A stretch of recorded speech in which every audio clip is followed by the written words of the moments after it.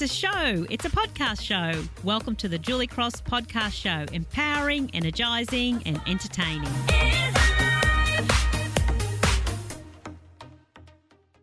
Hi there. Welcome back.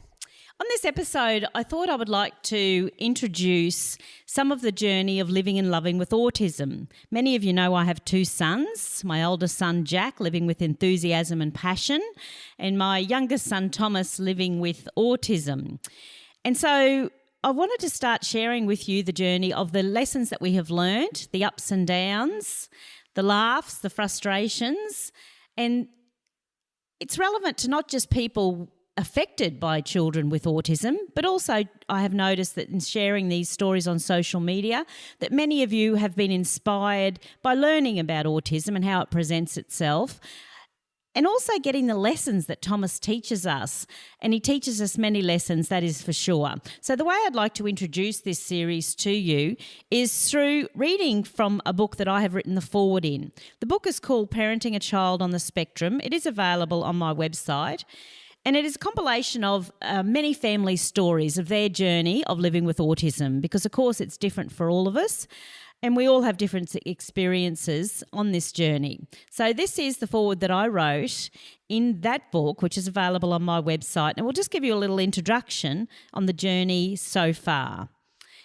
So the journey so far of living and loving with autism. This young man of ours, our quirky, delightful, challenging, demanding, gorgeous Thomas is now 15. And so I take some time to reflect on our journey. Now, be warned, I do share the real story, including the good, the bad, the amazing and the challenging. On the 2nd of April 2001, our beautiful little boy came into the world. We count 10 fingers and toes, cute as a button and a healthy size and weight. We called him Thomas, and little did we realise the significance of that name until later. We were excited about having a little brother for our eldest son, Jack, and we expected a similar journey. One that we thought, having had one son, we were prepared somewhat for. Life, however, and Thomas had different plans, and we were about to be taken on a journey we knew nothing about. Initially, through the first couple of years, all was as expected. Milestones were reached, but then we started to notice development issues, particularly in the area of speech. So off to see speech therapists, and then we notice other quirky kind of behaviours such as a lack of eye contact, flicking on and off light switches, massive meltdowns for no seemingly obvious reason, an obsession with Thomas the Tank Engine. But there's nothing strange about that, right? Then other people start to notice too and say things. Autism gets mentioned and we are shocked and we are clueless. Autism? What even is that? And so you start Googling like crazy, looking at the list of behaviours and signs that could indicate that your dear perfect little boy could have this autism thing. You have that terrible heavy feeling in your heart and your tummy and desperately looking for all the signs that he is a normal little boy. And then you hear yourself saying, surely lots of children do these things. I've seen other children do them. He may just talk later than everybody else. We're all different. Einstein didn't talk till he was 4. But the nagging feeling doesn't go away and you keep Googling and order every book and every cure, hoping that you can fix whatever is going on or change course so it's not true and you can stay on the journey that you intended to be on, the so-called normal journey. We resist getting a diagnosis, thinking surely he's too young for a label, and I don't want to know. From everything I've seen and read on Google, it doesn't look like a whole lot of fun. I can't do this. Delayed speech is still a big issue. And then he goes to preschool and then the teachers say those dreaded words, Julie, you need to have Thomas assessed. And of course, an assessment looks at everything they can't do and not what they can, and the assessment comes back that Thomas falls into the category of autism spectrum disorder. But what does that even mean? What will it mean for him at school? Will he learn to talk? Will he ever stop having these meltdowns? It's not like you leave the doctors with that bit of paper in your hand with the ASD box ticked going, oh, fantastic, we got picked. Our child's going to be the next Einstein. He's going to have some gift that we'll have to find. Well, that sure is not how we reacted. No, not in our case. We were devastated. We'd been thrown into a world that we knew nothing about, and suddenly we didn't know if any of the pictures, dreams and hopes we had for Thomas were even possible. And would we be able to do this? Were we good enough? How can we do this? What do we do now? Where do we start? Now, our situation was a bit more complicated because my husband had had a stroke 2 months before Thomas's diagnosis. So I had my husband in therapy and Thomas in therapy trying to get stroke to communicate with autism and autism to communicate with stroke. and I am needing some therapy and trying not to lose my mind and my other son in the process. So we are catapulted into a whole new world, and I've got to tell you, it wasn't pretty. I suddenly have this child running around headbutting walls and kicking in windows. I'm going to therapy sessions and quickly realising that the sessions are not for Thomas, but in fact for me. Because you see, a speech therapist can't teach your child to speak and communicate in a 1-hour session once a week. What she can do is teach you how to teach your child.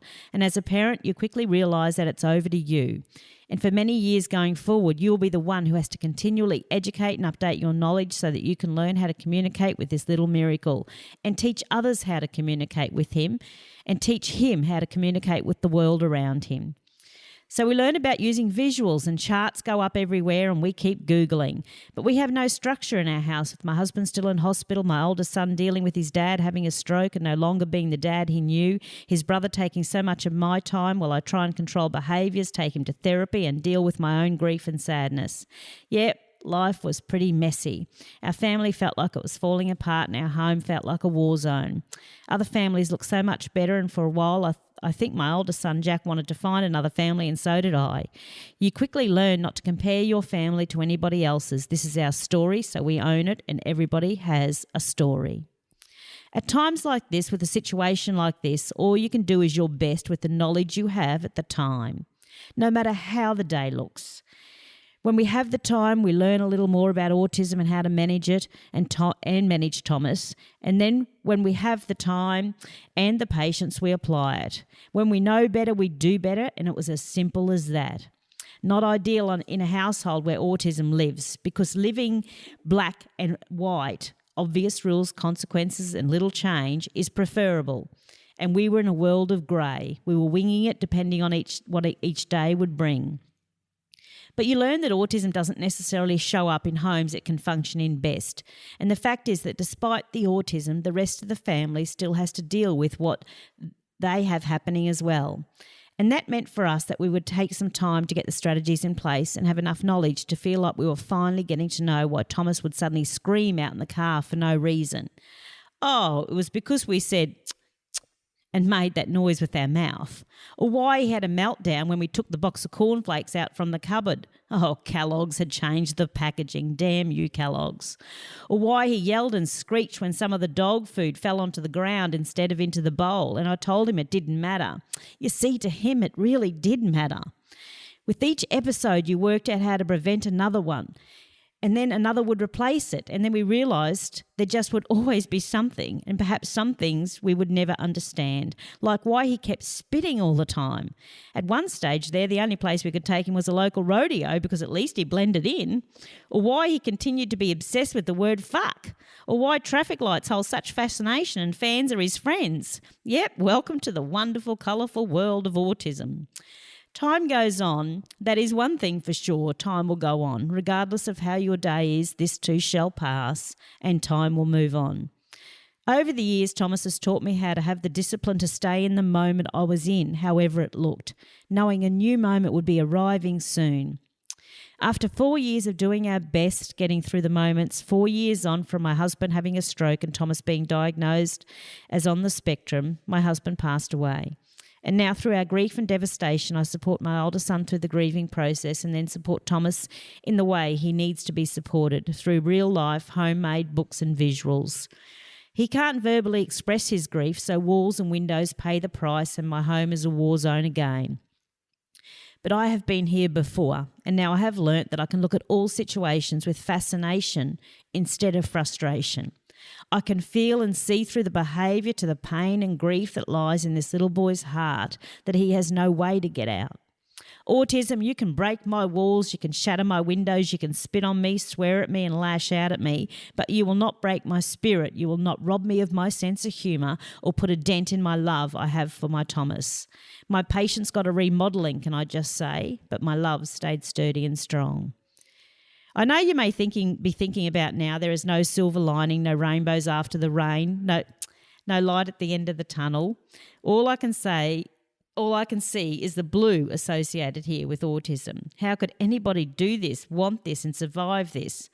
Oh, but you see, this is just my story, and there are many others, and I've not yet shared all the joyful and wonderful moments in this story. There are many laugh out loud moments, moments that make my heart burst, moments where I could fall to my knees and be glad that I was chosen, and still moments I fall to my knees and ask why I was chosen. Thomas is now 15, and when I talk about Thomas and autism, I choose to say that Thomas lives with autism as opposed to he is autistic, and that's an important distinction for me. My name is Julie Cross, and I live with drinking too much wine on occasion. We all live with something. First and foremost, Thomas is a young man with autism along for the ride, which changes some of the ways that he moves through, feels and sees the world and the people around him. And some of those things we can learn so much from. I can now look back and laugh at so many moments, like the time the carpet guy was here and Thomas kept calling me a big penis. You should have seen the look on the guy's face.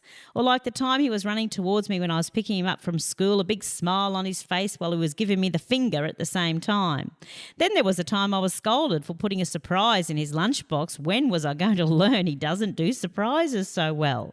Oh, and the time that he asked me what time we feed the dog. I replied around 5 p.m, so he left a note on his brother's door asking him to feed the dog at 5:01 p.m. Well, that is around 5. So many other stories I could tell you, a variety of them that have made us laugh out loud. You are invited to find your joy in these situations. Others that have made me cry just as loud, and others that have broken my heart. I am grateful for all of them because that means that we are feeling life and all that it has. Yes, when you live with autism in the house, you really feel the life you are living. You go on a roller coaster of emotions, that is for sure. So from where I sit now, it all feels brighter and I can still sense many opportunities for growth. That's code for challenges.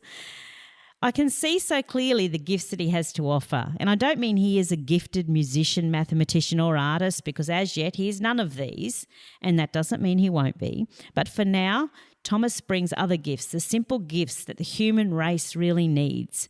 Gifts like remembering to march to the beat of your own drum. He shows me daily how to look at the world differently or from a different angle and perspective. He demonstrates to me how he can come up with strategies to overcome his anxieties. He has taught me over and over again that it's just stuff and we need to value each other more than our stuff. He brings the gift of reminding me that it doesn't matter what strangers think, but what matters is what we think of each other and how we support each other while people are revealing themselves and their judgments. Oh yes, he brings many gifts, the gift of reminding us to accept and to stop comparing progress and growth and labelling it as good or bad. So many gifts the human race needs to unwrap and start playing with again. And so I choose to focus more on the gifts than the challenges. And yes, he still does say fuck. In fact, I was thinking about getting a mat made up for my front door with "You're fucking welcome" on it, just to desensitise everybody as they come in the door. And if you ask me what I would change, well, I won't lie to you. There are days I wish I could alleviate his anxiety, but we all have something. There are days when I think my head will explode listening to the never-ending traffic light monologue.